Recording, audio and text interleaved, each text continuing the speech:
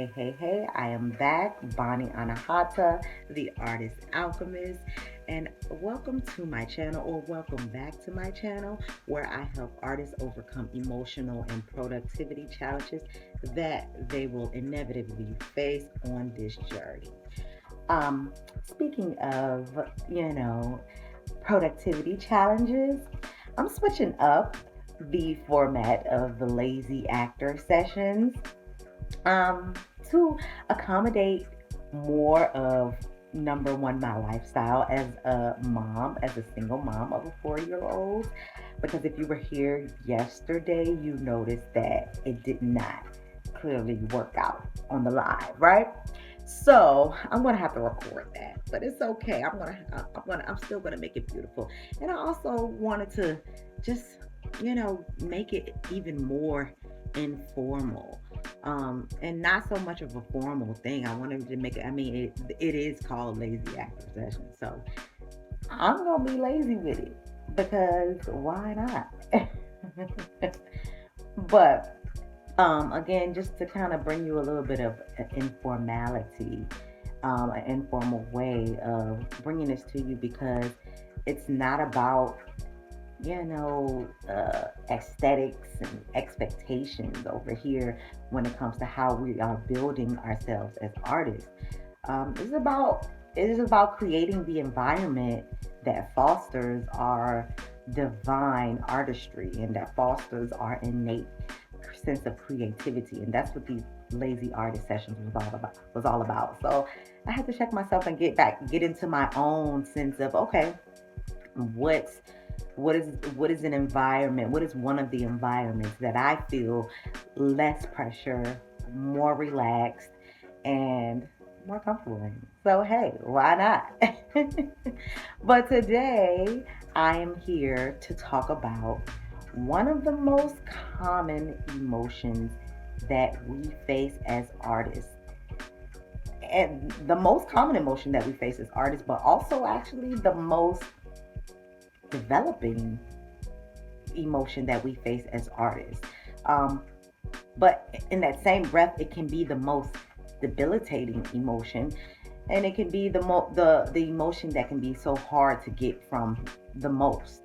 It also can be the emotion that, again, the reason why it can be so debilitating is because it creates a snowball effect of other emotions. And if you guessed rejection, you're right. So, rejection is the emotion, number one, that is the hardest for me, to be honest. We hear a lot like, oh, you know, just let a rejection roll off your shoulder, or you gotta overcome rejection, or you gotta, you gotta be strong-willed, and you gotta be so confident that rejection doesn't affect you. But no one really tells you how to do that. No one really talks about the process in which succeeds the progression in which succeeds that feeling of confidence beyond rejection, right? Nobody talks about that process. And I want to talk about today how rejection affects our productivity and how rejection affects so much of our artistry and why it does. So rejection for me is one of those hardest emotions to get from. And as I learn more into myself, I understand, why. Because I've learned into what makes me tick, right? And so I understand that the pieces of me, or the pieces of my subconscious, that rejection has stuck to and gotten affected by, right? And so the reason for me that rejection is so heavy is because it creates this open space that kind of snowballs into other possibilities of other emotions that are, of course, low vibrational emotions. It makes way for doubt. It makes way for fear. It makes way for even guilt or resentment or shame, right? Rejection is one of those like emotions that it's like the gateway emotion. You know how they talk about gateway drugs, right? Like it's like the gateway emotion to all emotions almost, or all low vibrational emotions, right? And I have learned why the process of rejection can be so debilitating for me and can put me in a freeze response, based off of how I respond to rejection. So it's really important to understand how you respond to rejection within your body. What do you do when you feel rejected? Do you shut it down and shove it down and act like it's not there, or do you try to tell yourself, well, you didn't want that shit anyway? Or, you know what I'm saying? Like, you didn't want that shit anyway, girl. Why would you, like, forget them? You didn't want that shit anyway, or you didn't, or they wasn't worth it anyway, or they wasn't this, or they wasn't that. Now, while I understand that in the grand scheme of things may be true, and we know that rejection is protection, when we do that, or when we immediately go to that idea of like trying to downplay the thing that rejected us, that is how we in turn actually create those other emotions. Because think about it. Here on the one side, you have something that you really, really wanted, and you really, really was trying to go towards, right? And you really, really felt like this was something that you wanted to attain, and that it would be so good for you, right? And then you get rejected by it. Now, logically, so that you can try to feel better, you tell yourself, well, that wasn't it. That wasn't worth it. Or forget them anyway. They want all that. Or da da da da da, right? What you're doing subconsciously is telling yourself that you didn't have like a sense of discernment. Or lightweight, telling yourself that you can't trust yourself to choose the right things for you. In turn, possibly or potentially creating shame around your decision making. So I had to take note of how I would respond to rejection. And even though I would have these coping mechanisms of logically trying to downplay the thing, it actually was counterproductive to my internal well-being. And I had to, kind of sit with myself, and because I am a master at sitting with myself and sitting through the emotional process, and I had to sit with myself and understand that, yeah, that there's no reason to downplay the thing that rejected you, because if you're downplaying the thing that rejected you, you're lightweight downplaying yourself. Now, even if it came out later that this was a thing that might not be best for you, you still want to have a perspective to where you honor yourself, where you honored why you chose that thing from the beginning, where you honored why you thought this was a good thing for you in that moment where you thought it was, or you in that moment where you made that decision to go towards that thing. And when you do that and honor yourself, you don't lose that connection with yourself and that trust with yourself, because then now you can easily move on and say, okay, hey, well, I thought he was right for me. I thought she was right for me. I thought this opportunity was right for me.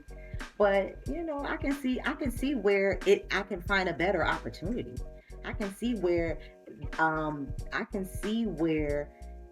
this may not be the right timing for this thing. I can see where this is, you're still honoring yourself in that process. You're still honoring your sense of discernment in that process.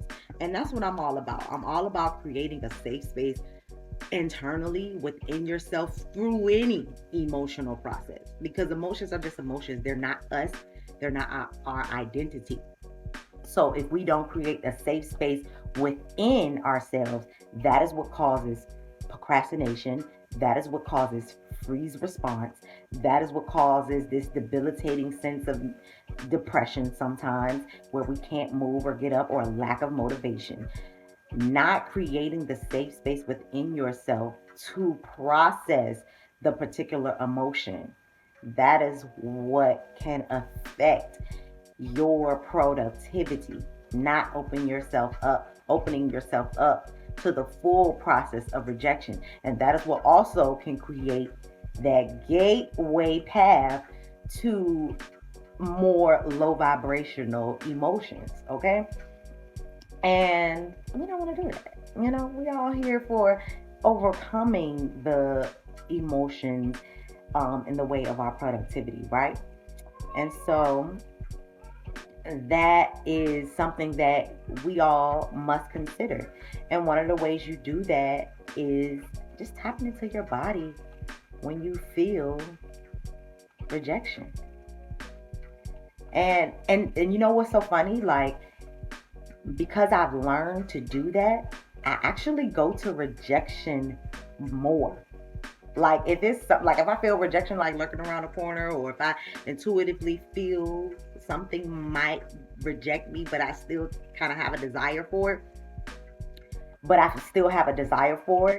intuitively I feel like they might reject me, I go towards it. Because you know why? Because if I desire it, I'm going to go towards it. Now, if it's not right, if it's not right, then it's not right. If it doesn't play out right, then that's okay. That's what life experience is about. But so even though that's the emotion that I have found it hard to get from a lot, creating that sense of space for the emotional processing, I go towards it more and more a lot, even if I feel like I see it coming, because I'm, building that sense of stability against rejection, right? Building that stamina against rejection, because we all know that it's inevitable as an artist. We cannot shy away from rejection as an artist. We cannot numb rejection as an artist, because if you numb rejection as an artist, you are going to numb the feelings that you can use to transmute into your works of art. So you never want to numb yourself from the feelings that experiences are bringing you, that the challenges of your artistry, that the challenges of your artistic career may be bringing you. We don't want to numb ourselves from that. And I know it could be easy to, especially with an experience that we have so often in our artistry. It can be easy to opt for numbing ourselves, for it acting like it doesn't exist. But if we open up to it and open our senses up like we're supposed to do as artists, and keep our senses open and let ourselves feel the rejection, that's how we can use that rejection towards our productivity and take our power back from that sense of rejection, or not even let it take power over us, because we've opened up and allowed that process and allow that natural process to go through, right? So that's how I've learned to use rejection, even if I feel it, even if that shit hurts like a mother, like even if it hurts and I feel it, like I'm still gonna do it, I'm still gonna go towards it, I'm still gonna approach it, I'm still gonna, because it's an experience that I can add to my artistry. Right? So how you go about starting this process of using rejection for your productivity is tapping into your body to see how you are reacting to rejection. How are you reacting to rejection? What does your body do when you're feeling rejection? What does your mind go straight towards? Start notating and logging what your mind does when you feel rejected. Do you do that thing that I was referring to that says, oh, well, shit, fuck him, he ain't all that? Or, you know what I mean? Like, downplaying the very sense of discernment that you had from the beginning to choose that thing. Do you, try to numb yourself or try to act like it didn't exist or it didn't affect you, even though you know it did deep down? Do you shove the emotion down? How do you respond to rejection? So let's go ahead and go into a body scan. And I'm going to say a couple of like triggering phrases that may bring up the concept of rejection within you or the feeling of rejection within you. And I want you to feel into your body. I'm going to guide you through doing so. And after I guide you through doing so and feeling that emotion and that rejection in your body, I now, after that, want you to use that. Go into a journaling or go into a journal and just kind of start writing out your thoughts of how you're currently feeling with that emotion. Use that and write a short story about it, a short creative story. Write you a poem, a song. Draw you some type of visual that represents that feeling. This is how we take our feelings and we become aware of our feelings within our body and how we transmute them into potential works of art. Okay? Give me a second. Okay. So,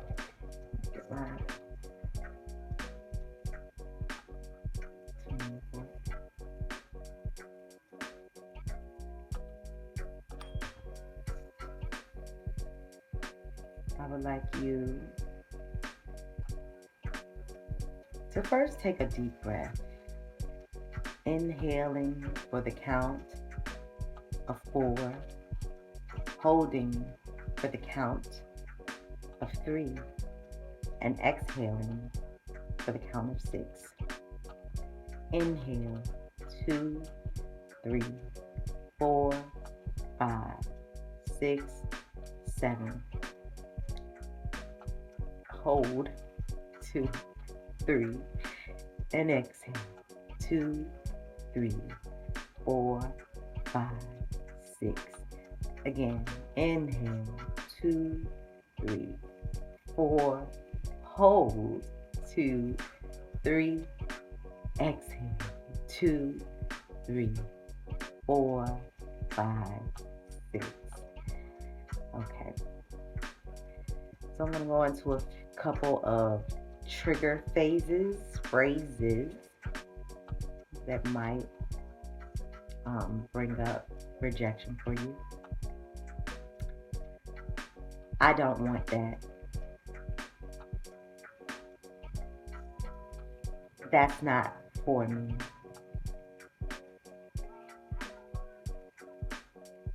I don't like what you did. And I'm going to repeat them, and I want you to pay attention to to a sensation within your body when I go over these phrases again. Pay attention within your body when I go over these phrases again. Now this time I want you to close your eyes, and I would like for you to take your attention to the bottom of your feet. Your eyes closed. Feel any sensations that you feel within your feet. Move your attention on up to your ankles. Feeling sensations there. On up to your calves and your shins. Feeling any sensation that you have there.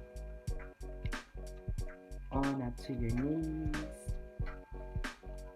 Describing any sensation there. To your calves. To your thighs.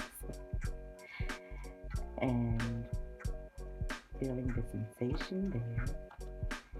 On up to your hips. On up to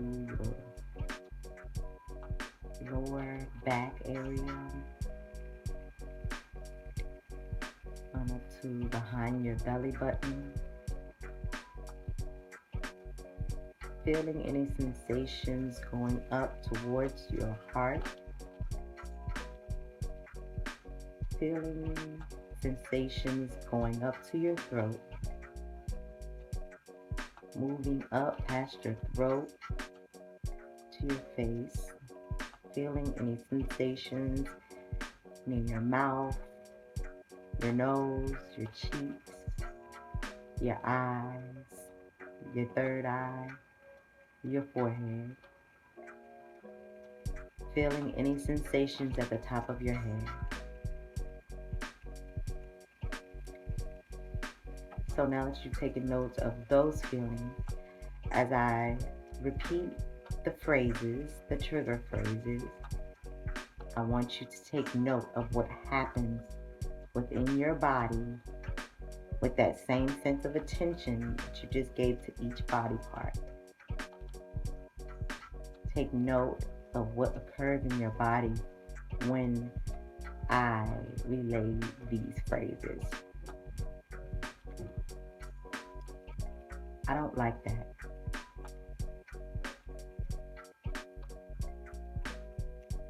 I don't want that. I don't like when you did that. That's not something I prefer. No. You have not been chosen. Now I want you to feel within your body these sensations. Feel within your body these sensations.